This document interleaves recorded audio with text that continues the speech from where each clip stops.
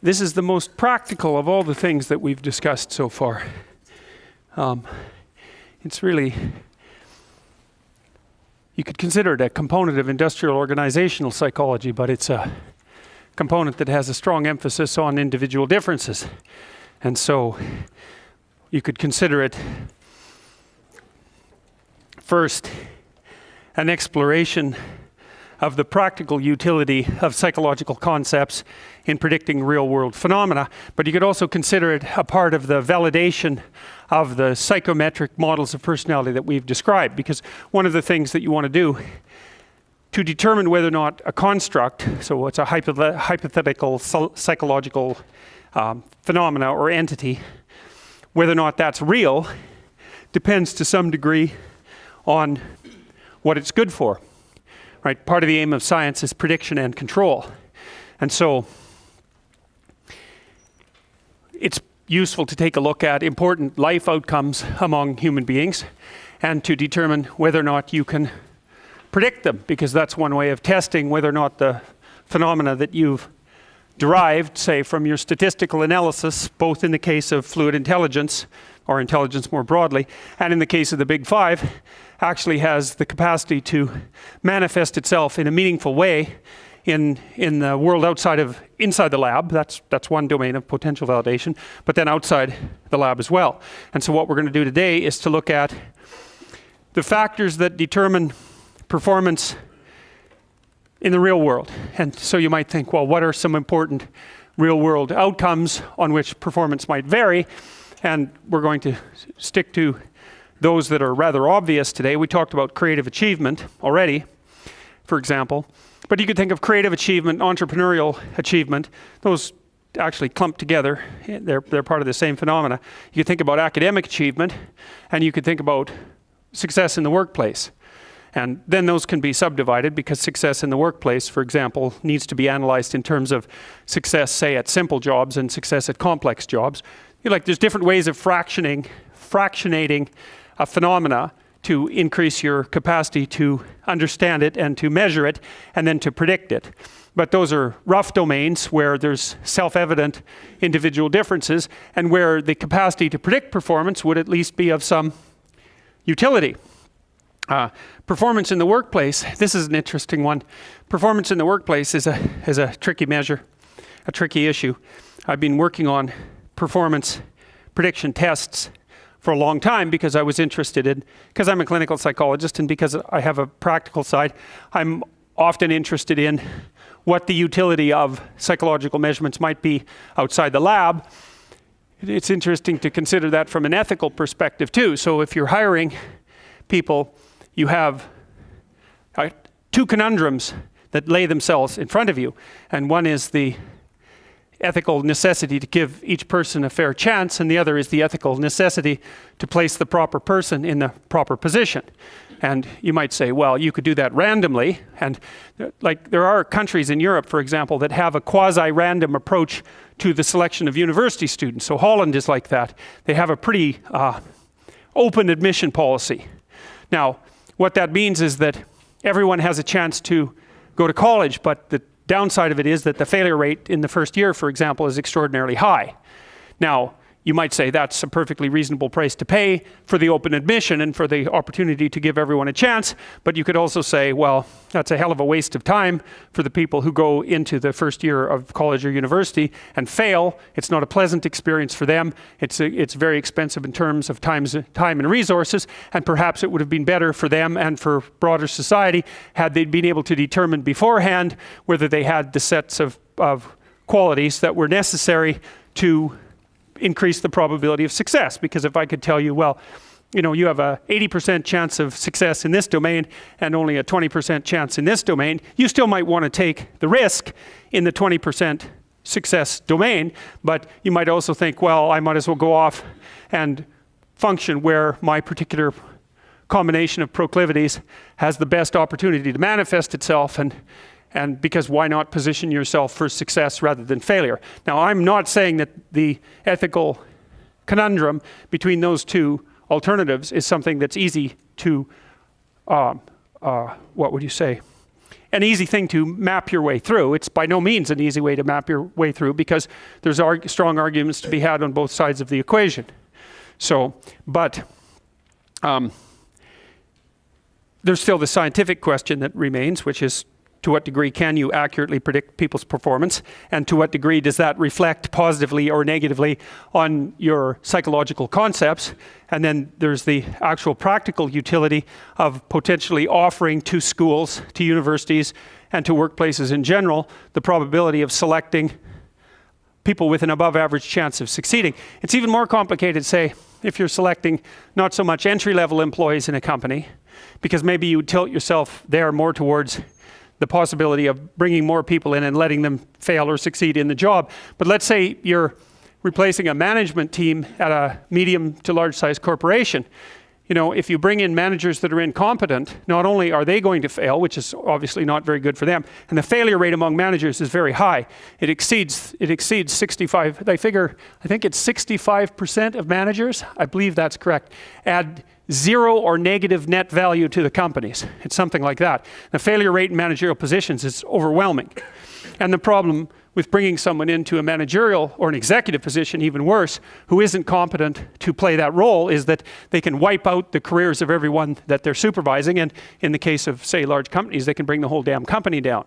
And so it's not like the ethic of people deserve an equal chance, let's say, to fail and succeed, isn't a very practical ethic when you're putting someone in a high demand position where the consequences of failure can be overwhelming, not only for that person, but for all the people that they happen to be, whose destiny they happen to be involved in determining. And so then you might say, if you could come up with a selection process that would increase the probability of hiring an above average manager from 50-50 to 60-40 or 70-30, maybe you're actually ethically compelled to use that. And in fact, by law, this is particularly the case in the United States, you're required by law to use the most effective, valid, reliable, and non-discriminatory selection process that currently exists in order to select your employees. And one of the things that's going to happen to employers in the next 10 years is they're going to get a very nasty shock for using interviews, because the data on unstructured interviews indicates quite clearly that that they're discriminatory, partly because they for example, if you're tall and assertive and good looking and charming, then you're much more likely to do well in an interview, but that doesn't necessarily have any bearing whatsoever on the probability that you'll succeed in the position. And so, and not only that, the predictive validity of unstructured interviews is very low. It's about 0.12. It's something like that, which means that if you just pick people randomly for success or failure, let's say you'd have a 50-50 chance of predicting whether someone was going to be a success or a failure. It's just a coin toss. And then if you used an unstructured interview, you'd get that up to 56-44, which is slightly better, but it's by no means, it's not even close to the accuracy that you could get, for example, if you just used a standard test of conscientiousness, which would give you a correlation of about 0.25 with say, managerial productivity. And there's this is an interesting thing to know. It's called the binomial effect size display. Effect size is the magnitude of an effect, right? And it's not an easy thing to get a handle on, although you really need to if you're going to be a psychologist, because in any study, there's an effect size indicator, a correlation often, or an R-squared, which is the correlation squared, or a Cohen's d, which is the effect size expressed in standard deviations, or something like that. But you kind of have to understand that at a basic level to understand what statistics actually do. And there's this phenomena called the binomial effect size display that can help you understand what, like in an embodied sense, what the magnitude of a correlation means. So here's how it works. Imagine that you have a predictor of 0.20. So the correlation is R equals 0.20 between phenomena 1, we'll say conscientiousness, and phenomena 2, workplace performance, 0.20 correlation. The question might be, well, how much would you improve your predictive capacity over chance levels if you applied that predictor? And the answer is that the R is the difference between the odds ratio. So let me explain that. So 0.50, 0.50. If you subtract one from another, you get 0. So the predictive validity of selection by chance is 0. 0.50 minus 0.50 equals 0. That's the predictive validity of chance. If you have a predictor of 0.20, which is approximately, that's sort of the low end estimate for conscientiousness, then that would change your odds ratio from 0.50, right, random, to 0.60, 0.40, because 0.60 minus 0.40 is 0.20. And so the correlation coefficient turns out to be the difference between the odds. So it gives you a quick rule of thumb. So for example, if you have a 0.20 predictor, that gives you 60-40. If you have a 0.30 predictor, that gives you 65-35, because 0.65 minus 0.35 is 0.30. And if you have a 0.6 predictor, which is really up on the high end, right? You're really starting to push the limits of statistical prediction validity at that point. That gives you 0.80 minus 0.20. And so what you've done, if you use a predictor that has a correlation coefficient of 0.60, which you could get, for example, if you took conscientiousness and combined that with a good test of IQ for predicting complex jobs, you might be able to get up to 0.6. That moves your odds ratio of selecting an above average person for the position from 0.50 to 0.80, 0.20. So it cuts your failure rate by more than half, right? Brings it down from 0.50 to 0.20. Because 0.80 minus 0.20 is 0.60. So that's a really good thing to know. That's called the binomial effect size display. It's a really good thing to have in your mind. It's very simple. It's just subtraction. And it gives you some sense of the power of statistical prediction. Now, the question might be, well, let's say you had a predictor of 0.20, the conscientiousness. You might say, well, if you square the R, that gives you 4% of the variance. Like, who the hell cares? 4% of the variance. You've left 95% of the variability between people in terms of their performance unexplained. You might say, well, why even bother? Well, the answer to that question is, how much difference in productive output is there between people? Because if there's a tremendous degree of difference in productive output between people, then increasing your ability to predict someone's performance, even by some relatively small increment, might have massive economic utility. You know, if let's say the top 10% of your people are 50 times as productive as the bottom 10% of your people, then shifting your ability to predict up so that you have more of those extremely high performing people or less of the extremely low performing people might more than pay for itself from an economic perspective, even though your predictor doesn't have that massive amount of power. Well, and that actually happens to be the case. So back in 1968, there was a guy named Walter Mischel, and he's a social psychologist, he reviewed the personality literature up to that point and concluded that the typical personality measure only predicted the typical performance measure at about 0.2. And that's actually remained relatively stable. I would say it's a little higher than that. It's probably 0.25, especially if you do things like correct for measurement error and so forth. And what Mischel said was, because it's only 0.25, let's say, you square that, that's 5% of the variance, you leave 95% of the phenomena unexplained, you might as well not even bother measuring personality. And so that actually killed the field of personality from a psychometric perspective for about 25 years, really until about the early 1990s, when people woke up and thought, wait a minute, what are the typical effect sizes in other domains of prediction?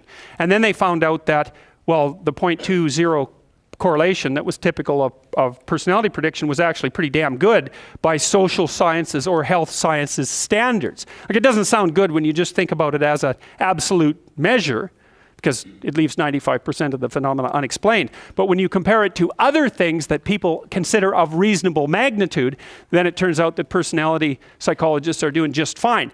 And then also in the 1990s, and I'll show you some of this, there were economic calculations done. And so one of the calculations would be, well, imagine that maybe you took 20 companies and you did a distribution of the productivity of their employees. It's a hard thing to do because you have to measure their productivity. It's like, how the hell do you do that, right? With salespeople, you can measure sales. That's pretty straightforward. With lawyers, you can measure hours billed. Like, there are some occupations where the performance measure is sort of built into the job. But if you're a manager in the mid-level of a large corporation, how the hell can you tell how productive you are? So there's a measurement problem on the productivity measurement end as well as the performance prediction end. And it's a very intractable problem. And the way that people often do that is by saying, well, let's say you're a manager in the mid-level of a corporation. How do we determine how productive you are? Well, we might ask you to compare your work productivity with your peers, maybe construct up a questionnaire asking about your efficient use of time and so forth. And then we might get your peers to do the same thing to you.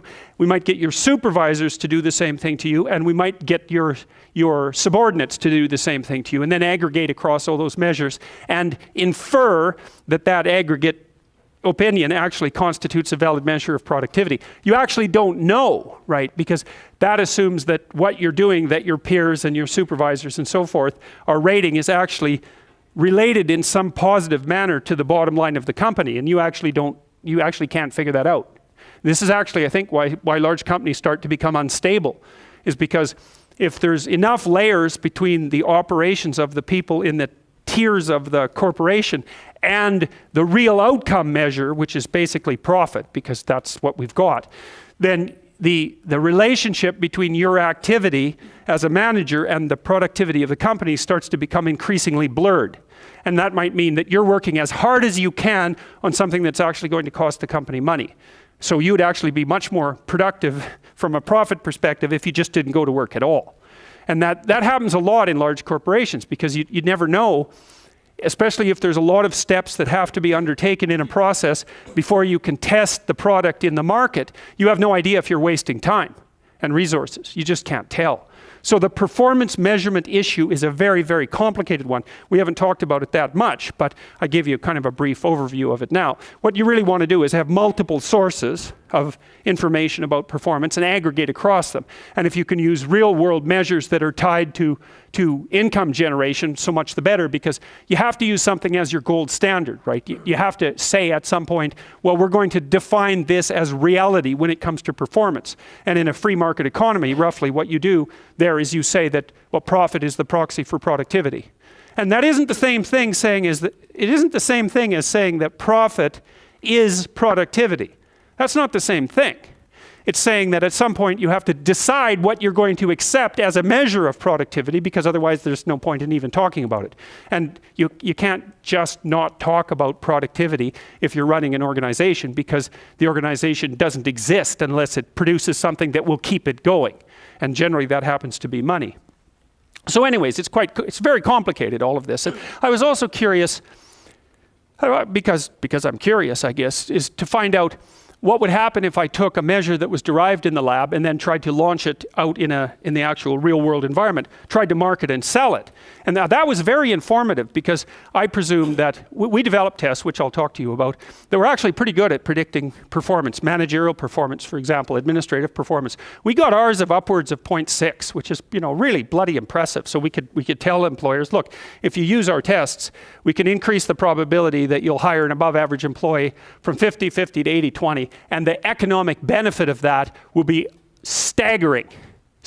And I'll show you the calculations that enable that sort of prediction to be made. And you might think, well, and this is what you do think if you're naive about producing something of value. You might think, well, if you can produce something that's of self-evident economic value, selling it will be a snap. And that is so wrong. You just cannot believe it. So one of the things we found, which was really mind-boggling to me, was that you could make a case that the probability that a company will use a test that predicts performance, the probability that they will use the test is inversely related to the accuracy of the test, which basically means that the less accurate tests are easier to sell. And you think, well, why the hell would that be? How in the world would it possibly be that corporations would rather buy tests that don't work than tests that do work? And that is what they do, because really what they do buy is the Myers-Briggs. Right? That sells about 1 million units a year. And the Myers-Briggs has zero predictive utility with regards to performance prediction. So why do people use it? Oh, here's one reason. It doesn't hurt anybody's feelings. Everybody wins, right? And so then you think, well, do corporations really care whether or not everybody wins when they're being tested? And the answer to that is yes, much more often than you would think. So we hit all sorts of barriers. That was one. The problem with tests that work is that most of the people who take them don't do very well on them. And then the other problem is that people aren't good at statistical reasoning at all. They're really, really bad at it. And so, for example, they don't know the difference between a percentage and a percentile.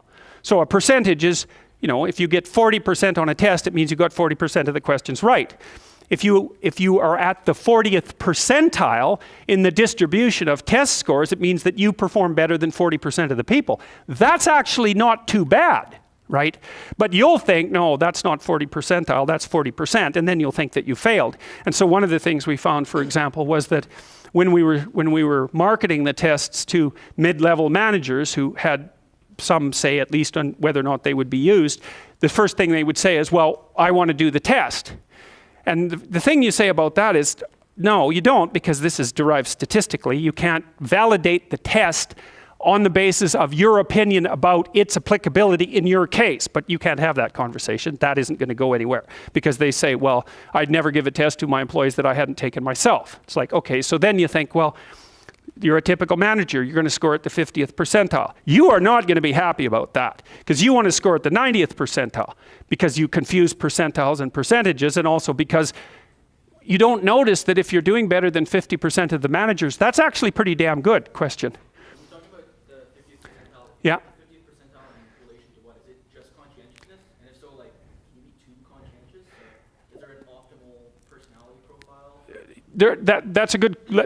I'll answer that as I go through this. Okay. Okay. So that was often a dead starter right there. And then the other thing we'd find, this was cool too, horrible but cool. So imagine a large corporation, and you go in and you try to make a sales pitch to someone, and maybe they're in HR, and you say to them, look, you could use these tests. If you use it for 100 people, we'll increase your bottom line by $2 million a year. You'd think people would be jumping up and down about that. And they say, well, how much does it cost? And we say, well, it doesn't matter, because the cost to benefit ratio is what you should care about, not the cost, because they would want it, say, for $9 a test. It was like, no. If you do this for each, and I'll show you the mathematics in a bit, each person that you select with this test will bring $20,000 of extra value to your company. You're not getting that for $9. And then they say, well, wait a minute, we have a budget for testing that's limited to $9 a test. They say, well, it's going to produce $30,000 a year in revenue. They say, well, that revenue goes to another branch of the company and we won't get any credit for it. We'll just get punished because we've exceeded our budget for selection. I thought, oh yeah, never expected that to come up as an obstacle. So, so we had very well-designed products. They also took about 90 minutes because we started with a full-scale neuropsychological assessment. So we took tests of dorsolateral prefrontal cortical ability, which had before that been administered by neuropsychologists, and we computerized them. We did that back in 1993, so it was among the first attempts to do this sort of thing. And then we had a 90-minute test battery that also assessed the big five, and then you could give that to employees, and you could produce this 80-20 differential that I described. And well, then we found out, well, the test was too long. It's like, well, what do you mean? You're going to gain $30,000 a year per employee if you use this test. It's like, no, people don't want to be tested that long. It's like, okay, so you want an accurate test that doesn't discriminate against anybody, that makes everyone feel good, that's dirt cheap, and that doesn't take any time at all. It's like, well, it took us about 15 years to build one of those after we had built the original thing that actually worked. And so even then, the process of trying to introduce it into the workplace was almost impossible. The other thing you find, if you're trying to sell to large companies, this is worth knowing, is that it's great if you can sell to a large company because it's a large company, man. And so the potential for the sale is astronomical. But large companies are so slow, you cannot believe it. And so it might take you 3 years. First of all, you have to find who you should talk to. That's impossible because all the people that you can talk to have no decision-making power whatsoever. So all you do is waste your time talking to them. They'll talk to you, they'll have meetings with you, but it won't matter because they don't have any decision-making power. And then you can't get access to people who have the decision-making power because they don't let you have access to them. And so that's a huge problem. And even figuring them out is a huge problem. And even figuring out that those are the people that you need to talk to is a huge problem. So that might take you 5 years just to get it through your head that you're wasting your time 95% of the time talking to the wrong people. And so then the next thing that happens, this is really comical. So let's say you do make some headway. It takes you 3 bloody years. You've made a relationship with the person. They're ready to launch it, and then they have to market it internally, and that takes them a year because they have to convince everybody to get on board. And then the corporation reshuffles, and the person that you're dealing with disappears. It's like, that happened to us. We were marketing to a very large company. We got all the way up to the CEO and ready to this was with the future authoring program. And we were ready to launch the damn product. It took us a huge amount of time to get through all the layers. And just the week that we were going to launch it, the CEO resigned and the company's stock crashed. And that was the end of that. Bang. And large companies are like that. Like, they're extremely slow. And the typical duration that a person lasts in a given position, and this is something to consider with regards to your careers, is about 4 years. So you'll occupy the position you're in for about 4 years. And then, well, you'll either fail out, you'll move laterally, or you'll move up. And so it's a 3-year sales cycle minimum. And that's interweaved with the possibility that whoever you're talking to is just going to disappear. And then if you sell to small companies, well, they're faster, but they don't have any money. So that's not very helpful. So it's extraordinarily difficult, even if you produce something of high value and that you have proof that the thing exists. It's extraordinarily difficult to sell it. And so here's another thing to think about. You know, I think I mentioned this to you before. If you write a book, which is virtually impossible, and then get a publisher, which is virtually impossible, you probably have a rejection rate of 99%. So then if you do manage to publish the book with a reasonable publisher, which you won't because it's impossible, then you get 8% royalties. That's it. So 92% of your labor goes to the sales, marketing, and distribution end of things. And so it's very, very difficult to generate capital as an entrepreneur. And there's innumerable impediments. One of the things that people do, and this is something for those of you who might be entrepreneurially minded, here's another thing that you have to understand, is that you can't really create a product and then launch it. Because first of all, you don't know how to do that. You might know how to create the product, but you do not know how to market or sell it. You don't know how to advertise it. You don't know how to communicate about it. You don't know how to ship it. Like, there's all sorts of things you just don't know. But worse is you don't know if people will use it. And so what companies do that roll out new products on a relatively continual basis do is they don't develop the product and then go sell it. They continually communicate with their customers about what product the customer is willing to buy next, and then they develop that. And so you have to have your market identified, and then you have to be in continual communication with the market while you develop the product. It's not, I build a better mousetrap and the world comes, marching to my door. That isn't how it works. Is that you got to find out if someone wants to buy your stupid thing. And then the next thing is that even if you have a great thing, you're going to go talk to people and they have 50 great things that they might buy. And they're all great, but they're not going to buy all 50. They might buy one, maybe, and maybe they'll buy it this week, but probably they'll buy it in 6 months. And they're not going to buy any of them, no matter how great, unless they're on fire and you're selling water. Because they're so busy already, right? They're so overwhelmed and preoccupied by their jobs that if you come in and you say, well, here, this is going to increase your efficiency by 20%, and here's the 3 weeks you'd have to spend doing that, and then the payoff would come in the next years, they'll say, yeah, well, I'll do that as soon as I have time. And as soon as I have time is never. So if they're on fire and you have water, you can sell it to them. But that's all, because otherwise it's a no-go. So those are all things that are worthwhile knowing, because they're very hard to learn.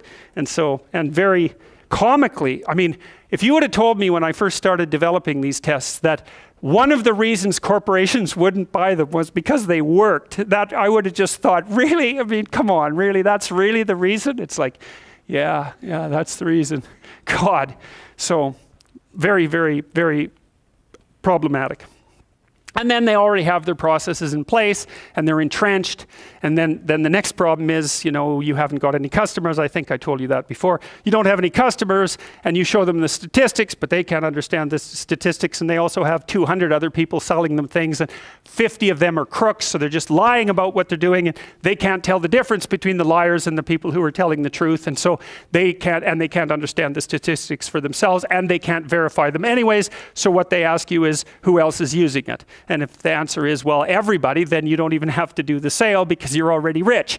And if the answer is nobody, then they're going to say, well, why is nobody using this? You say, well, it's the hottest thing that's come along. And they think, well, I'm not going to be the sucker who gets painted, red and fired because this failed. That they do not think this might make me succeed. People do not care about whether or not they succeed. They care about whether or not they fail. And so that's another thing, is that if you're marketing something and you can say, this will stop you from being identified as a failure, then people might be happy about that. But if you say, this will really help you succeed, it's like, yeah, no, I don't want to succeed. I just don't want to fail. I don't want to succeed. I just want to be invisible and be left alone. And if you're looking for people's fundamental motivation, that's it. It's they want to be invisible and they want to be left alone. I tell you the zebra story? Any of you know that story? Okay, I'll tell you this zebra story. Stop me if I've told it to you before. This tells you everything you need to know about human beings. So it's worth knowing. Okay, so zebras have stripes. And people say, well, that's for camouflage.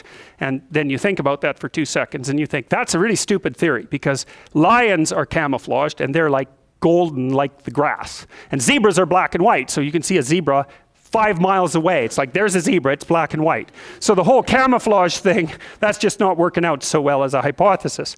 Okay, so biologists go and they decide to take a look at some zebras.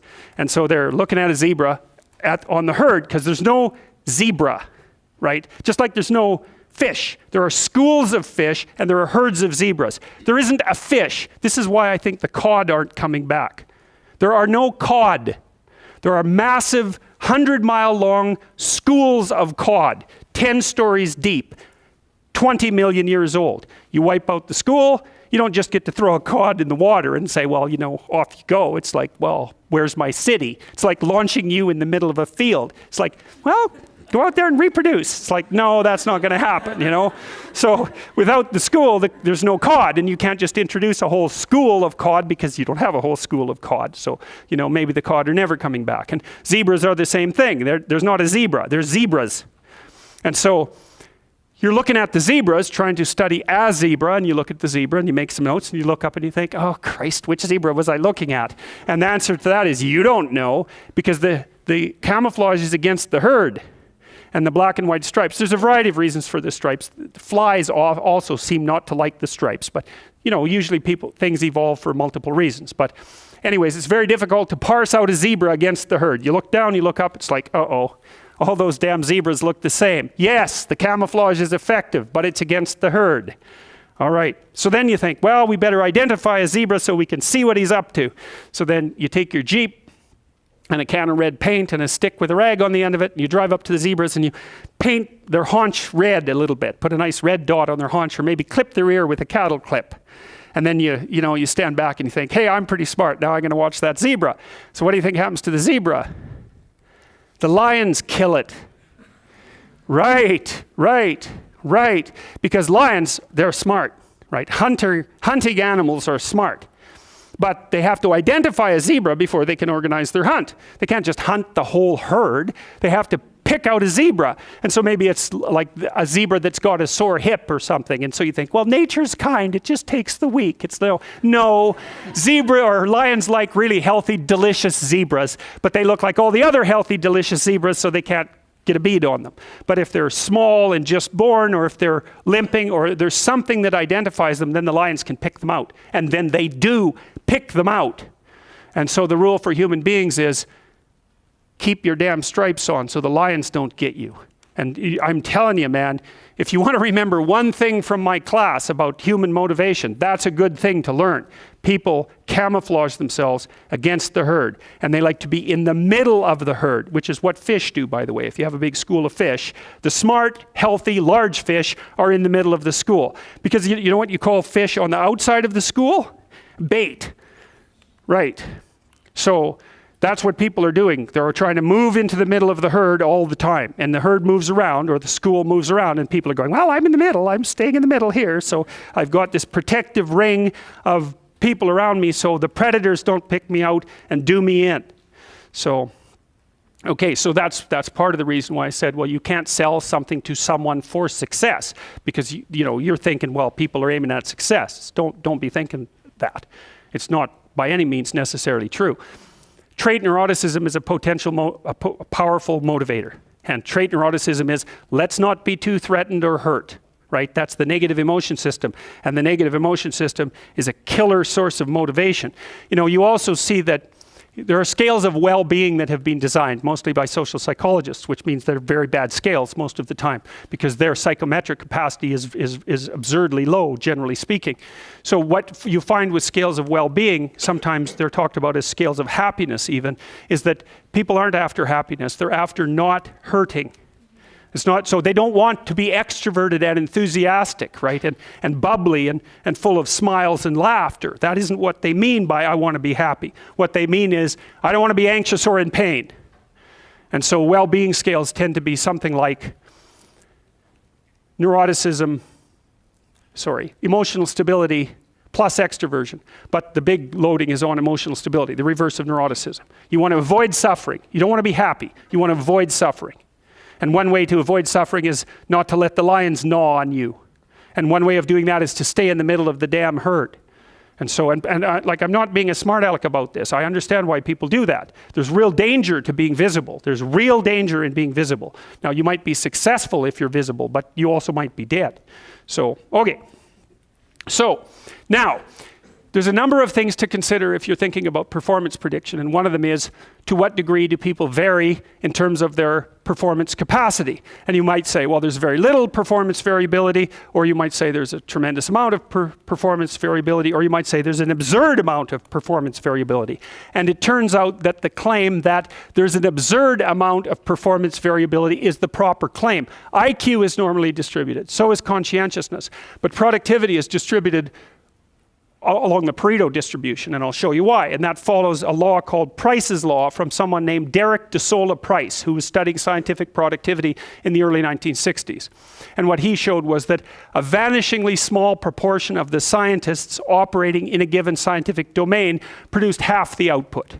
And so what you see, and what's happening is that to do really well at a given productive task, which would also include generating money as a proxy for creative productivity, is that you have to be, a bunch of things have to go your way simultaneously. So maybe you have to be really, really smart, you have to be really, really lucky, you have to be really healthy, you have to be really energetic, you have to be really conscientious, you have to be in the right time at the right place.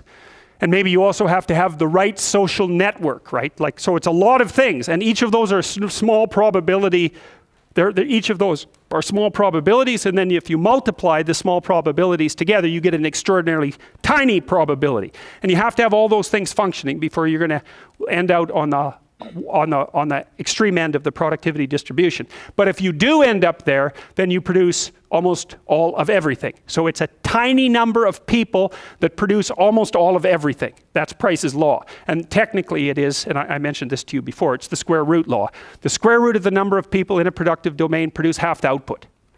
Right? So if you have 10 employees, 3 of them produce half the output. If you have 100, 10 of them produce half the output. If you have 10,000, 100 of them produce half the productive output. And so what that also means is that because there's massive variability in performance, you don't have to shift your ability to predict performance very much up towards being better at it to gain substantially on the positive side, because there's so much difference in productivity. And that actually happens to be also a function of the complexity of the job. If the job is simple, which means this job has 10 rules, maybe that's a janitorial job, let's say. It takes a little while to learn it, but once you've learned it, you basically do the same thing all the time. There's not a lot of performance variability in those jobs, and most of that would be eaten up by conscientiousness, and also to some degree by neuroticism, because the people who are higher neuroticism would be more likely to miss work. But general cognitive ability, for example, is not a good predictor at all. It'll predict how fast you learn the tasks initially, but not how well you perform the tasks. But if the tasks you're doing are shifting constantly, so your responsibilities change, or you're in a creative job where you're constantly solving new problems, those are kind of the same thing, then IQ, as the complexity of the job increases, the predictive utility of IQ increases, which is only to say that smarter people can handle complex situations faster. It's like, that doesn't seem like a particularly radical claim. So Price's law dictates that there's massive individual productivity differences between people, so increasing your capacity for predicting performance even by small increments has a huge economic consequence. That was established in the 1990s. The equations were first developed in the 1990s, and that's part of the reason that I started working on performance prediction tests, because I read the economics and I thought, oh my God, you can produce a test that costs $30 times, say maybe you have 50 applicants for the position, $1,500 to administer, and it'll produce an increments of something like 30% of salary permanently for the person that you put in the position. So let's say you hire a $75,000 employee, and it increases their productivity by 30%, so we'll say roughly $25,000. You get a $25,000 return on a $1,500 investment every single year that person occupies the position. On average, that's 4 years. That's a $100,000 payoff for your $1,500 investment. I read that and I thought, oh, that'll be easy to sell. It's like, wrong. Even though the economic payoff was so massive. I told you the other impediments that emerged. But the arithmetic, or the capacity to produce these calculations, was established in the 1990s. And I'll show you the equations in a bit here. Okay, so we already talked about what a normal distribution looks like. That's the red line. And a normal distribution emerges as a consequence of chance processes. So we'll take a look at those here. Hopefully this will work. Advertisement for the day. But it's not often you see a heroic normal distribution, but there you go. So what you see is that you get a pattern output as a consequence of chance processes. And so where you happen to be on the distribution for all of the traits that we've described is a consequence of innumerable chance genetic and cultural processes. But a lot of them are, a lot more than people like to admit, are genetic. I mean, you can make people stupider with the environment, but it's not that easy to make them smarter. So, because think about it, right? It's way easier to make something worse than it is to make something better. And so even if you take everyone and you give them optimal access to information and say optimal nutrition, which pretty much everybody's in that position now, at least insofar as we can manage it, you're going to get massive genetic differences in such things as conscientiousness or extroversion or intelligence. And as you flatten out the sociocultural environment, say you take everybody and you provide them with optimal nutrition and optimal access to information, which you've pretty much done, by the way, with a computer, right? Because how are you going to give someone more access to information than to give them a web-enabled computer? That's it, right? There's just no better. It's an infinite library. You can learn anything with it. So we're done. We've equalized the educational landscape, roughly speaking. And then nutritionally, well, yeah, some people eat badly and some people eat better. But the option to eat well is basically open to at least everybody in North America, roughly speaking. You've wiped out the sociocultural variation. You might think, well, that equalizes people. It's wrong. All it does is reduce the variability to the remaining biological differences. You maximize the genetic variability by minimizing the sociocultural variability, right? A very important thing to understand. This is why the gender differences between personality between men and women are largest in the Scandinavian countries, right? Tens of thousands of people have been assessed along these dimensions. We know the data that have come in are clear. The biggest differences between men and women in the world, in terms of personality and in terms of interest, are in the Scandinavian countries. Why? Wiped out sociocultural variation, all you've got left is biological differences. So you can draw your own conclusions from that. It's unfortunate and fortunate at the same time. All right, so here's a Pareto distribution. This is the distribution. Remember I showed you with the creative achievement questionnaire that almost everybody stacked up at 0? People have 0 creative output. The median person has 0 lifetime creative output. And then there's a tiny proportion that are way the hell out on the right-hand end of the distribution, right? Those are the people everything is cycling forward for them. And as they get more well-known, of course, they get more opportunities as well. That person's very conscientious. So I'll just run this simulation for you, okay? And this shows you why the Pareto distribution emerges. Now you have to watch this quickly because it's a fairly fast animation. So here's what happens. Everybody starts out with $10. There's 1,000 people playing the game. Everybody starts out with $10. I have $1, you have $1. I flip a coin. If I get heads, you give me $1. If I get tails, I give you $1. We go around and we trade with everyone. Okay, so the first thing that happens when people start to trade is this. Normal distribution develops, right? Because some people lose and some people win. It's just like the Galton board that I showed you. Okay, so you keep playing. People start to stack up at 0. Watch. Because they lose 10 times in a row. Bang, they're done. The bottom graph is a graph of the entropy of the distribution, which increases as the game continues. Because at the beginning, it's maximally ordered, right? Everybody has exactly the same amount. Now it's being distributed. Same equations apply to the distribution of gas into a vacuum. Well, what happens? Now someone, there are people out there at the $50 range or at the $60 range, at the $70 range. You keep playing it. Well, eventually what happens if you play it right to its conclusion is that one person ends up with all the money. So that's, to those who have everything, more will be given. From those who have nothing, everything will be taken. That's the law of economic productivity. It's called it's the Matthew principle. And it's actually an economic principle that was derived from a saying in the New Testament. I'll tell you some more about this on Tuesday because I didn't get through all of it. I want to finish up the performance prediction lecture and show you a couple of things I didn't get to show you the last time that we talked. And then I want to do the closing lecture since we're done today. So we'll start with the performance prediction. And so I've been thinking more about this Pareto distribution issue because it's a really big deal, and it's difficult. It's still difficult for me to understand. See, I didn't really learn about this till about 10 years ago, which is quite a shock to me because it's such a fundamental phenomenon that it seems to me that it would have been addressed in my training somewhere along the way. And so I'm still thinking it through, what it means exactly. Now, here's an interesting thing. You know that IQ is normally distributed, and it's a good predictor of long-term performance.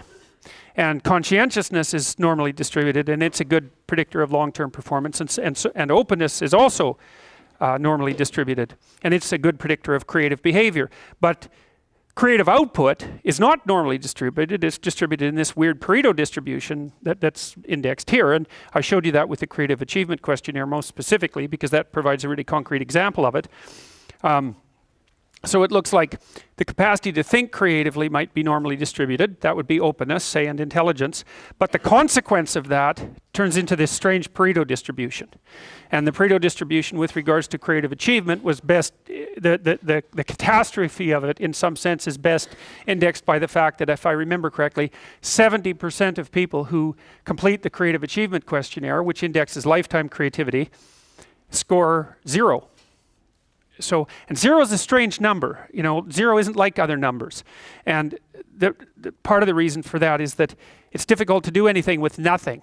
So, if you buy a stock and the price sinks to like 2 cents a stock, you're still alive. But if the price sinks to 0, you're done, right? That's it. The game's over. And that's the thing about 0. When you're hit 0, or maybe when you're at 0, the game is over. And when we were attempting to market, for example, the tests that we had designed to predict performance in companies, one of the big obstacles to begin with was having 0 customers. And 0 customers is really the wrong number of customers to have.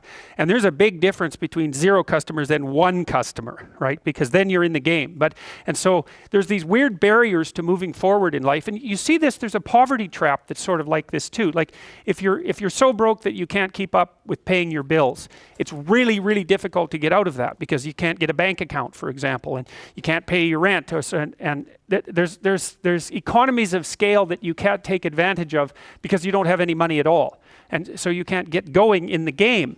And then so there's the problem of starting out with 0, which is a big problem and very difficult to get out of. And then there's the problem of falling to 0 if you are in the game, because when you fall to 0, then it's very difficult to get going again. And so, all right, so now I want to show you something about how trading games work. So I think we closed with this last time, but so this is a graph that shows you how a Monopoly game starts, roughly speaking. But you could say this is how you would set up the world if you wanted perfect equity, if you wanted everybody to have the same outcome. Everybody would have the same amount of money. In this case, it's $10. And so it's dollars along the bottom axis, and it's number of players along the left-hand axis. And you can think about this as a Monopoly game. Everybody starts with the same amount of money, and then you start trading randomly. And if you have $10 and you're trading $1 each trade, if you have enough people, some unlucky person is going to end up with $0 after 10 trades. And if they end up with $1 after 9 trades, they still have a chance of recovery. It's a low chance, but it's not 0. But once they hit 0, they're out of the game. And so what happens is if you run this simulation, you have people flip a coin to determine how they're going to trade, then this is what happens. So the first thing that happens is you generate a normal distribution. because some people win and some people lose, and most people sort of half win and half lose, but some lose continually and some win continually, and so it turns into a normal distribution. That's fine, but then when the game continues to play, then what happens is that people start to stack up on the zero end of things and a tiny proportion at the upper end. And if you play the game right to cessation, which is what you do if you play Monopoly, for example, somebody ends up with all the money. And the funny thing about playing Monopoly, as you know, if you've played Monopoly multiple times, is that the probability that you'll win continually across games is pretty low. You know, there's a lot of randomness in Monopoly, and if you play with the same 5 people, 10 games, the probability is pretty good you're not going to win more than 2 games. So there's chance elements that come into play that determine the outcome. And so anyways, I was thinking about this a little bit more last night, and somebody asked me, I was talking about it with somebody, and he asked me if the Pareto distribution was a necessary consequence of the fact that production is, number 1, measured, and number 2, social. And I thought that was a really interesting question. It's like, do you get a Pareto distribution every time creative output ends up being measured in some way? And even if you can conceptualize it, because it might be, the idea might be that anything that you can assign monetary value to is, first of all, is something you can measure, because assigning monetary value to something is in fact measuring it, right? You're measuring it with money. And then as soon as you assign a monetary value to it, you can trade it, and it also takes on some aspects of a zero-sum game. And most of the things that we talked about with regards to the production of Pareto distributions were measured entities and were trading games as well. So even, because I mentioned to you, for example, that number of basketball hoops successfully managed by NBA players is Pareto distributed, but that's also, those are measurable with money, because of course you get paid to do it, and it is a social game, and so maybe it is an inevitable consequence of trading in a social game that you produce Pareto outcomes. And then I was trying to figure out why, and I've always had this suspicion that what happens to people is that as they move towards zero, positive feedback loops get set up so they're more likely to hit zero. And as they move away from zero, positive feedback loops get set up so that they're increasingly more likely to move away from zero. So here's an example. Let's say you're not doing too bad, so maybe you're in the middle of the normal distribution, then you lose your job. Okay, and let's say you're a conscientious person. And we could say, just for the sake of argument, that you lose your job because of mass layoffs in your company. So it has nothing to do with you. It's fundamentally, it's just like luck of the draw, basically. But then what happens to you? Well, if you're conscientious, you're gonna go after yourself pretty hard. So you're gonna, and especially if you're also high in neuroticism, it's gonna depress you to lose your job. And maybe you're in a situation where you just, for one reason or another, you don't have that many other opportunities. Now, maybe you should have looked for them, but maybe you're in a depressed strata of the economy, or you're geographically located somewhere that makes moving difficult, or so on and so forth, you know. So, but you lose your job, and then you start to get depressed because of that. Well, then as you start to get depressed, you know, it decreases the probability that you're going to look for a job, but it also maybe starts to put stress on your family, and it also starts to decrease the probability that you're going to engage in positive social interaction. So now not only are you unemployed and suffering from economic stress, but your marriage is starting to suffer, and you're starting to isolate yourself from your friends. And then of course, as your marriage suffers and the stress builds up, then that's going to make you more depressed, and that's going to keep you even farther away from your friends, and that's going to decrease the likelihood that you're going to have enough positive emotion and enthusiasm to look for another job. And then, you know, maybe you want to add a bit of a drinking problem to that just for fun, and you can see that you can get a spiral going that's just taking you down, right? And it's all sorts of things, because lots of times people conceptualize, let's say, you know, you're an unemployed guy and you go to counseling and you get a diagnosis of depression. And the thing about a diagnosis of depression, it's sort of like the assumption is there's something gone wrong with your psychological structure. It's like, if you're unemployed and you're depressed, it isn't obvious at all that the problem is in your head. You know what I mean? It isn't even obvious that it's a psychological problem. It's just a problem, and problems can take you out. And so, if you're unemployed and you're under economic stress, and your marriage is starting to shake, and you're isolating yourself from your friends, and you're less likely to be motivated to go look for a job, you can sort of think about that as a depressive spiral, but you can also think of it as a conspiracy in some sense of external forces that are auguring you into the ground. And we don't tend to conceptualize psychological disorders that way, but we should, because lots of times when people are suffering from something that you could describe in psychological terminology, and depression is a very good example of that, it isn't obvious that there's something wrong with them psychologically. Often they just are in trouble. And there isn't a category in psychological diagnosis for client in serious trouble, but my experience has been almost without exception that the people that come to see me because something's gone wrong with their life, not because they have a psychological problem. Now you could say, well, their psychological inadequacies, such as they might be, are interfering with their ability to recover, or maybe even served as precursors to, increase the probability of the catastrophe, but it's still not exactly the appropriate way to conceptualize it. And, because there's you inside you, and as a personality psychologist and as a clinical theorist, most of what I've talked to you guys about is your psyche and its structure as if it was like a soul that inhabited you. And there's some real utility in that. You're an individual demarcated from the community. You can be set up in a healthy manner or a non-healthy manner. The problem with that is that you're not just an individual, you're connected to all these external dynamic networks that are really, really important. And it isn't even easy to separate them from you. Like you might say, well, this is especially true once you become a parent, is your child more you than your arm? Well, you think it's pretty obvious that parts of you that are physically linked are more key to you as an entity, but it's by no means obvious. I think many people would much more happily sacrifice an arm than a child, and so your boundaries are not, where your boundaries are located are not precisely isomorphic with the outline of your body. It's not that simple at all, and so you're embedded in all sorts of networks that can pull you down rapidly or elevate you, because the other thing that happens is that, well, let's say I've never traded with anyone, and I go up to someone and I say, well, do you want to trade? And they say, well, why? How can I trust you?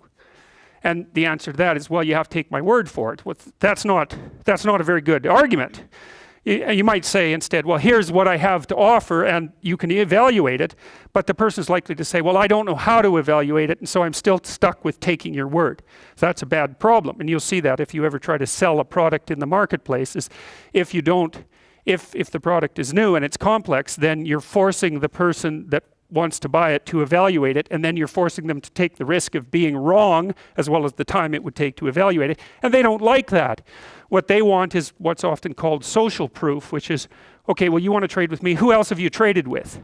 And if the answer is 0, then they are going to say, well, you're an interesting person and all that, but I've got these other people over here who've already traded with a bunch of people, and therefore the risk is lower, in part because, let's say, I have a supervisor and I'm going to make a decision. And my primary concern is that my supervisor will not hate me for making the decision. It's not that my primary concern is to make the best decision. It's not the same thing. It's that I want to make a decision that I'm not going to get in trouble for. Okay, so how do I do that? Because I need a post hoc justification. So I buy something from you and it turns out to be terrible.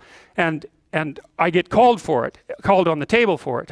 And what do I say? I say, well, that person was buying from it, and that person was buying from him, and that person was buying from him. Like, all these other people were doing the same thing, so it's not like the error is localized in me, and that's often a very credible story.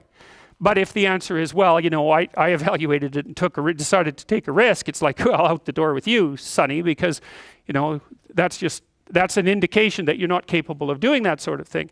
So I think part of the reason that people spiral downhill into 0 is because positive feedback, like a positive feedback loop, is a loop that increases the probability that the loop will continue, right? A positive feedback loop is, you've experienced this when you hear microphone feedback in an amplified system. So, the microphone sends a message to the speakers, and then the speakers send out the message amplified, and then the microphone picks up the message and it gets amplified again, and you get this howling occur, which can be deafening, but can also destroy the system, because it'll keep amplifying upward until the speakers blow, for example. That's a positive feedback loop. And a positive feedback loop can spiral you upward, or it can spiral you downward. And so a virtuous circle, a virtuous positive feedback loop, is when, well, I've traded with him, and I've traded with him, and I've traded with him, and now I can say to you, I've traded with these 3 people, and you go talk to them and they say good things, and so then you say, well, I'll trade with you, and then because of that, then you're even more likely to trade with me, and it's like the thing starts to spiral uphill, and it does that, I think, in a nonlinear form. And so, because one of the things you guys are going to be asking yourself as you mature, because what's happening is that income inequality is increasing, right? And you might ask, well, why is that? The first thing you need to know is that that's what income does. So it's not like you need an explanation for it. This is the explanation. It's like a natural rule. If you run a trading game to its logical conclusion, one person ends up with all the money and everyone else ends up with 0. So you don't need an explanation for that. Because it's in the natural order of things that occurs, so to speak. It's a logical consequence of a random trading game with 0 as one of the poles. You still might ask yourself, well, what can you do about income inequality? And that's a perfectly reasonable question. And as I said already, the answer to that is, well, it's an extraordinarily complicated problem to address. We don't really know how to address it. The only time it's really been successfully addressed, as far as I can tell, roughly speaking, is during the Industrial Revolution, especially in the part of the Industrial Revolution that occurred, say, after World War II in the developing world, where for one reason or another, it turned out that there were a tremendous number of high-paying industrial jobs that people could get access to without having had the good fortune of one of these positive feedback loops working for them. But those jobs are disappearing very, very, very rapidly. And one of the problems is, as far as I can tell, is that computational devices are an intelligence and conscientiousness multiplier. And that's a big problem, because the more intelligent people are already, and more conscientious people are already more likely to be tapped up on the winners side of the Pareto distribution. Then you add, if you have an IQ of 150, let's say, you have an IQ of 150, you know how to use a computer, and you live in Silicon Valley. So man, you're a deadly person, right? Because you're super fast. Let's say you're super hardworking. We could also say maybe you're super energetic and healthy, because that also seems to be a criterion that is a real important determinant of that kind of lifetime hyper success. So you're way the hell above average in IQ. You're very, very industrious. You know how to use computers. They're a massive, insanely massive effort multiplier. And then you're surrounded by people who are super smart. It's like there's a lot of things going for you. Right? You're going to be moving ahead at an awful, awful rate. That's, again, why places like Silicon Valley are so damn effective, is that they're bringing people from all over the world who are like that into one place. So, like Silicon Valley, I don't know if you guys know about the Indian Institute of Technology, but it's India's answer to MIT, and it's one hell of an engineering school. But a huge number of the graduates from India go to Silicon Valley and work there, mostly as entrepreneurs. And they're very good at being entrepreneurs, as it turns out. And they ship money like mad back to India, and that's part of what's driving the Indian economy. But it's just another example, is that because Silicon Valley is already full of brilliant entrepreneurial people, then more brilliant and entrepreneurial people from all over the world flock there like mad. And it's one of these cycles that spirals upward. Very, very difficult to set that up somewhere else. And once it gets going, it's an unbelievably powerful economic engine. Crazily, crazily powerful. So, okay, so what's the panoply, let's say, of predictors that we know of? Well, and so these are determinants of lifetime success, as far as I can tell. And I would think about this, because I'll tell you what it is that you need to do to be successful. Some of these things aren't so malleable, but others are things that you can work on. Well, IQ, well, that's a rough one, because there's no evidence, as far as I can tell, that you can do a damn thing about your IQ. I was just reading a paper by Dan Simon today. It's a relatively recent review. Dan Simon did the invisible gorilla stuff, and he was looking, because there's all these companies that claim that these online brain training exercises can produce cognitive improvements, and he reviewed the literature again. And I've reviewed that literature like 6 times in the last 15 years, because I keep hoping that someone will crack the problem, but it's always the same answer. It's like, you do brain training games, you get better at the game, a lot better at that game. You get slightly better at similar games, but distal games that are still heavily cognitively loaded doesn't affect your performance at all. 0, none. So the issue of how to raise IQ, man, that's a killer. No one knows how to do it. I can tell you how to stop your IQ from decreasing as you get older. That's not so bad, because it does that fluid IQ decreases from the time you're 20 and pretty rapidly. It's physical health is the best preventative. So exercise, physical exercise. Weirdly enough, you think, well, why? Well, your brain uses oxygen like mad, right? And it needs to be kept clean and well oxygenated. And physical exercise, both like weightlifting, so anaerobic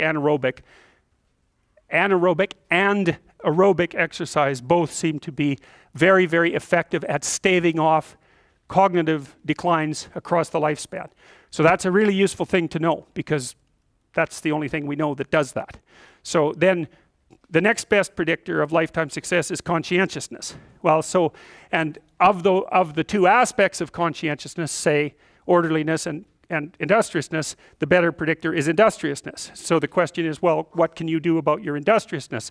And the answer to that is, well, that's kind of rough too, because there's a strong genetic component. But you can work on micro habits with regards to your conscientiousness. And I think the best micro habits, this is partly to do with this future authoring program processes, I think the best thing you can do with regards to your conscientiousness is to set up some aims for yourself, goals that you actually value. And the future authoring program helps people do that. And basically, it does a situational analysis it helps you do a situational analysis of your life more than a psychological analysis, I would say. And so the questions are something like, well, all right, you're going to have to put some effort into your life. And you need to be motivated to do that. And so what are the potential sources of motivation? Well, you could think about them in the big five manner. If you're extroverted, you want friends. If you're agreeable, you want an intimate relationship. If you're disagreeable, you want to win competitions. If you're open, you want to engage in creative activity. If you're high in neuroticism, you want security. Okay, so those are all sources of potential motivation that you could draw on, that you could tailor to your own, your own personality. But then there are dimensions that you want to consider your life across. And so we ask people about, well, if you could have your life the way you wanted it in 3 to 5 years, if you were taking care of yourself properly, what would you want from your friendships? What would you want from your intimate relationship? How would you like to structure your family? What do you want for your career? Well, how are you going to use your time outside of your job? And how are you going to regulate your mental and physical health, and maybe also your drug and alcohol use? Because that's a good place to auger down, because alcoholism, for example, wipes out 5 to 10% of people. So you want to keep that under control. And then so maybe you develop a vision of what you would like your life to be, and that associates the goal. Well, once the goal is established, and then you break down the goal into micro processes that you can implement, the micro processes become rewarding in proportion in relation to their causal association with the goal, and that tangles in your incentive reward system. We talked about the dopaminergic incentive reward system, and that's the thing that keeps you moving forward. And the way it works is that it works better if it produces positive emotion when it can see you moving towards a valued goal. Okay, well, what's the implication of that? Better have a valued goal, because otherwise you can't get any positive motivation working out. And so the more valuable the goal, in principle, the more the micro processes associated with that goal start to take on a positive charge. And so what that means is, well, you get up in the morning and you're excited about the day. You're ready to go. And so as far as I can tell, what you do is you specify your long-term ideal. Maybe you also specify a place you want to stay the hell away from, so that you're terrified to fail as well as excited about succeeding, because that's also useful. You specify your goal. You do that in some sense as a unique individual. You want to specify goals that make you say, oh, if that could happen as a consequence of my efforts, it would clearly be worthwhile. Because the question always is, why do something? Because doing nothing is easy. You just sit there and you don't do anything. That's real easy. The question is, why would you ever do anything? And the answer to that has to be because you've determined by some means that it's worthwhile. And then the next question might be, well, where should you look for worthwhile things? And one would be, well, you could consult your own temperament. And the other would be, well, you kind of look at what it is that people accrue that's valuable across the lifespan. So you do a structural analysis of the subcomponents of human existence, and I already did that. You need a family, you need friends. Like, you don't need to have all these things, but you better have most of them. Family, friends, career, educational goals, plans for, time outside of work, attention to your mental and physical health, etc. You know, that's what life is about. And if you don't have any of those things, well, then all you've got left is misery and suffering. So that's a bad deal for you. So once you set up that goal structure, let's say, and that's really in many ways that's what you should be doing at university. That's exactly what you should be doing, is trying to figure out who it is that you're trying to be, right? And you aim at that, and then you use everything you learn as a means of building that person that you want to be. And I really mean want to be. I don't mean should be, even those things are going to overlap.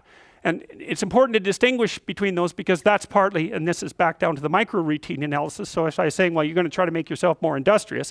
Okay, number one, specify your damn goals, because how are you going to hit something if you don't know what it is? That isn't going to happen. And often people won't specify their goals too, because they don't like to specify conditions for failure. So if you keep yourself all vague and foggy, which is real easy, because that's just a matter of not doing as well, then you don't know when you fail. And people might say, well, I really don't want to know when I fail because that's painful. So I'll keep myself blind about when I fail. That's fine, except you'll fail all the time then. You just won't know it until you've failed so badly that you're done.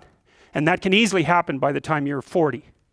So I would recommend that you don't let that happen. So that's willful blindness, right? You could have known, but you chose not to. Okay, so once you get your goal structure set up, you think, okay, if I could have this life, it looks like that might be worth living, despite the fact that it's going to be, you know, anxiety provoking and threatening, and there's going to be some suffering and loss involved and all of that. Obviously, the goal is to have a vision for your life such that, all things considered, that justifies your effort. Okay, so then what do? Well, then you turn down to the micro routines. It's like, okay, well, this is what I'm aiming for. How does that instantiate itself day to day, week to week, month to month? And that's where something like a schedule can be unbelievably useful. Google Calendar. It's like, make a damn schedule and stick to it. Okay, so what's the rule with a schedule? It's not a bloody prison. That's the first thing that people do wrong. They say, well, I don't like to follow a schedule. Well, it's like, well, what kind of schedule are you setting up? Well, I have to do this, then I have to do this, then I have to do this, you know, and then I just go play video games, because who wants to do all these things that I have to do? It's like, wrong. Set the damn schedule up so that you have the day you want. That's the trick. It's like, okay, I've got tomorrow. If I was going to set it up so it was the best possible day I could have, practically speaking, what would it look like? Well, then you schedule that. And obviously there's a bit of responsibility that's going to go along with that, because if you have any sense, one of the things that you're going to insist upon is that at the end of the day, you're not in worse shape than you were than at the beginning of the day, right? Because that's a stupid day. If you have a bunch of those in a row, you just dig yourself a hole and then you bury yourself in it. It's like, sorry, that's just not a good strategy. It's a bad strategy. So maybe 20% of your day has to be responsibility and obligation, or maybe it's more than that, depending on how far behind you are. But even that, you can ask yourself, okay, well, I've got these responsibilities. I have to schedule the damn things in. What's the right ratio of responsibility to reward? And you can ask yourself that, just like you'd negotiate with someone who is working for you. It's like, okay, you got to work tomorrow. Okay, so I want you to work tomorrow. And you might say, okay, well, what are you going to do for me that makes it likely that I'll work for you?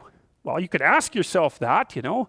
So maybe you do an hour of responsibility and then you play a video game for 15 minutes. I don't know, whatever turns your crank, man. But, you know, you have to negotiate with yourself and not tyrannize yourself. Like you're negotiating with someone that you care for, that you would like to be productive and have a good life. And that's how you make the schedule. It's like, and then you look at the day and you think, well, if I had that day, that'd be good. Great.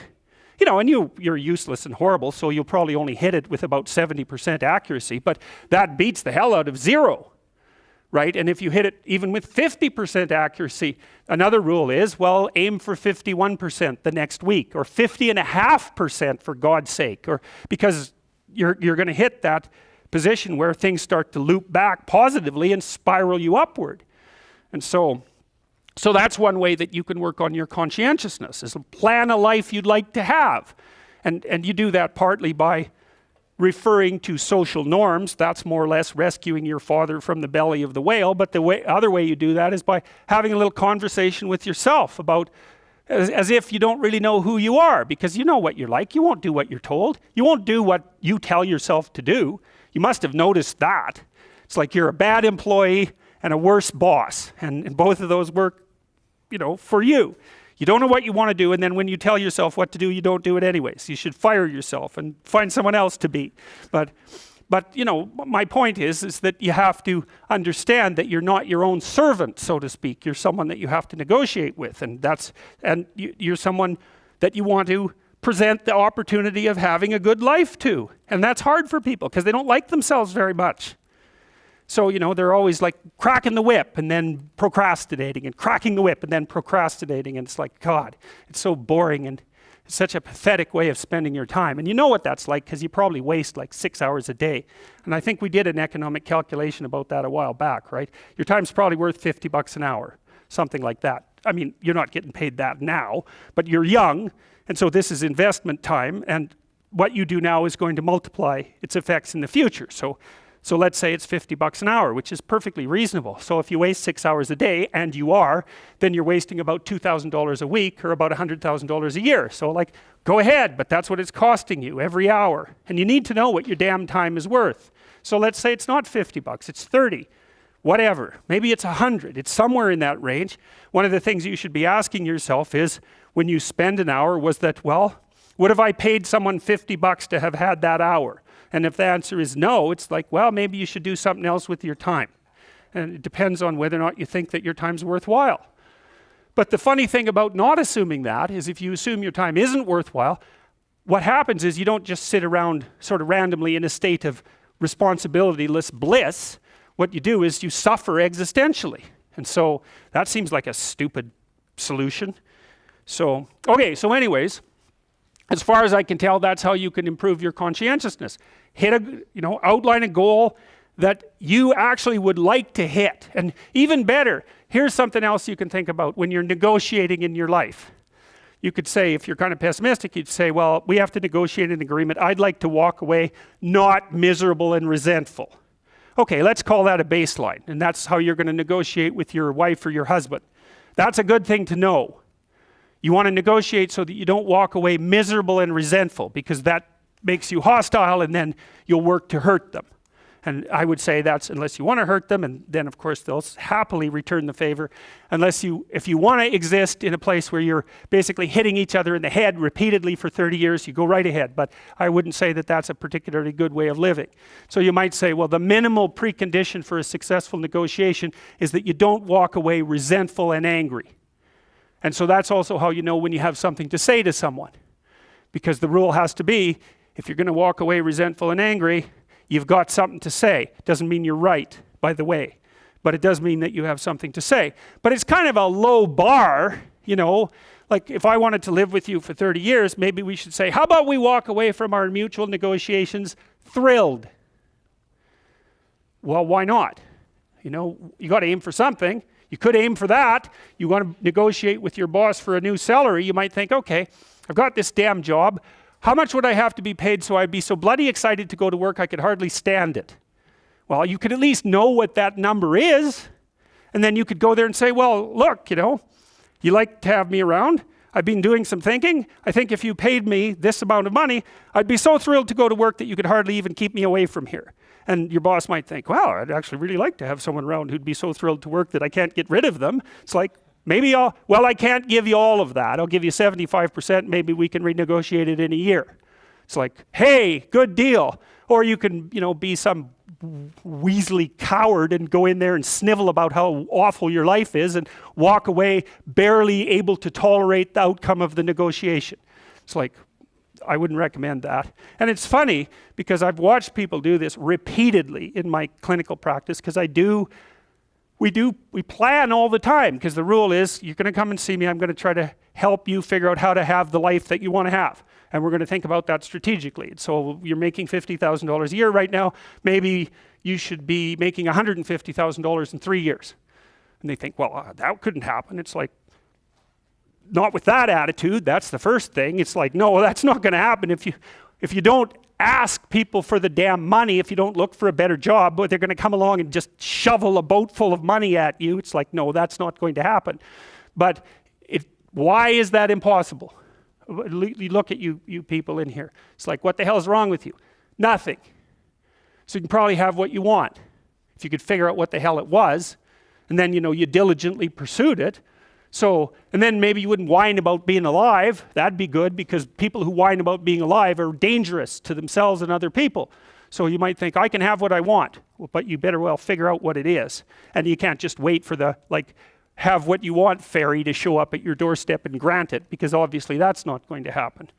So okay, conscientiousness. Well, we talked about how you could improve that. Social networking. That's another big deal. It's one of the advantages that older people have over younger people. And so, for example, now that I'm in my 50s, roughly speaking, I know a bunch of other people who are, relatively well positioned in the dominance hierarchy, and they know all sorts of people. And so when I go to one of them and say, can you do X, or do you know X? They say no, but I know someone who can. And that's a huge advantage. So another thing that you want to think about as you move through life, and this is that use your ability to network properly. And that doesn't mean schmooze, and it doesn't mean go out and impress people. That's all just complete bloody rubbish. It means you try to surround yourself with people who are competent in multiple different dimensions, and you maintain your relationships with them. And that's a trading relationship too, right? It involves reciprocity. But it's a huge advantage. A social network is a huge advantage, and that's something extroverted people can be really good at, because they have that sort of social ability. And that goes along with the ability to sell. So another place that you can pick up power, and power for the good, for the right things, is to consciously develop and maintain your social networks. And that also means, well, let's talk about friendships for a minute. Here's how you know if someone's your friend. A, you can tell them bad news, and they'll listen. They won't tell you why, you're stupid and why that bad thing happened to you, and how something worse happened to them once, and, derail the whole conversation. You can actually tell them bad news, and they'll listen. So that's a good thing. And then, this is a weirder thing, you can tell them good news, and they'll help you celebrate. And that's a really good way of deciding who you should have around you. Because if you have someone around you, something good happens to you, and you're kind of afraid to even admit it, because, God, something good happened to you, it's like, you let that be known, and it'll certainly be taken away. So, you come out and you sort of tell someone half-heartedly that something good happened to you, and they give you a whack, and then talk about, the great thing that happened to them 3 years ago, or worse, the great thing that happened to someone that they knew 3 years ago. It's like, go away from that person. They're not helpful to you, and they're not helpful to themselves either. And so you want to surround yourself, you got to think about this. You got to surround yourself with people who want the best for the best part of you. You can hang around with weasels and losers that are trying to pull you down to justify the fact that they're spiraling downhill as well. And the upside of that is you don't have to have any responsibility, and you can all whine about how wretched life is, so that's pretty attractive. But I would say it's also a bad medium to long-term plan. And so it's acceptable and desirable to try to surround yourself with people who are facilitating your development. And you might say, well, I've got people around, I know them well, they're not doing that well, and they don't fit into that category. It's like, what's your point? What are you going to do with them exactly? If they'll listen and cooperate with you and move towards a better future, great. If they don't pay any attention and they keep doing the same damn things over and over, and they're not going anywhere, and it's painful, then maybe the proper thing to do is say, you just have your misery. I'll go off and have my life. And maybe you'll wake up at some point in the future and think that's a better way of being. Because just putting up with it is, well, they call that enabling, right? You put up with that sort of behavior, you're providing tacit consent for it, and even tacit approval. It's like, it's a bad idea. You have, I would say, both the right and the responsibility to surround yourself with people who are good for the best part of you. And that's not the same as, I don't have to elaborate on that. You can figure out what that means. Skills, that's another thing you can do if you want to increase your probability of success. Every time you have an opportunity to take an opportunity that would provide you with a new skill, do it, right? Learn to program, learn to write, learn to read new things, learn to public speak, learn how to introduce yourself to people, learn how to social network, learn how to go talk to your boss in a manner, this is the right way to go talk to someone who's supervising you. I see this problem. and here's a solution. And so I'm coming to talk to you about the problem and the solution. It's like that person is going to want to talk to you a lot. It's like because the other people they're talking to are going to come and say, I've got a problem. Can you do something about it? It's like they don't want to do something about it. They already got 50 things to do, you know? So if you're the person who constantly brings forth a problem, even if they're accurate problems, is why are they going to want to have you around? You're just another problem. Don't be a problem for the people who want to give you money. That's a good rule of thumb, man. You know, if someone wants to give you money, then help them do that. And if they want to give you status and success, then help them do that, right? And you do that in part by bringing them solutions, and partly you do that by developing your skills. And so if things aren't going very well for you, this is also a good way of evaluating an opportunity. Should you take an opportunity? Well, here's the rule.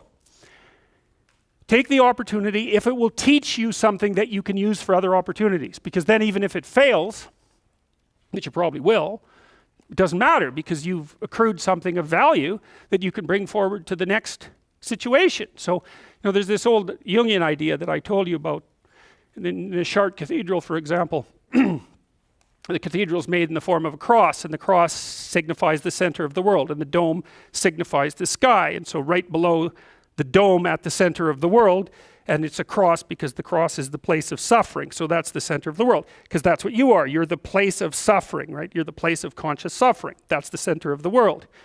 And so inscribed on the floor is a maze, and it's a big maze, and it's a mandala, and there's a kind of a flower-shaped resting place right in the center. And what you're doing is walking in the maze, and you walk all 4 quadrants, and you get to the middle, which is where you want to be. You want to be in the middle. Well, how do you get there? You walk everywhere. And what does that mean? It means every bloody time you're offered an opportunity, take it and develop your skills. And that's better than wealth, by the way. In fact, it actually constitutes wealth, because wealth constitutes what you have when someone takes all your money away, right? That's real wealth. And so the way that you build up that sort of wealth is you turn yourself into someone who's competent in multiple directions. And you can be doing that all the time, right? Especially with the kind of technology that you people have access to. I mean, you can learn anything you want whenever you want. So what a good deal that is, man. And so there's easy fruit hanging that you could pick, and I would recommend that you do that.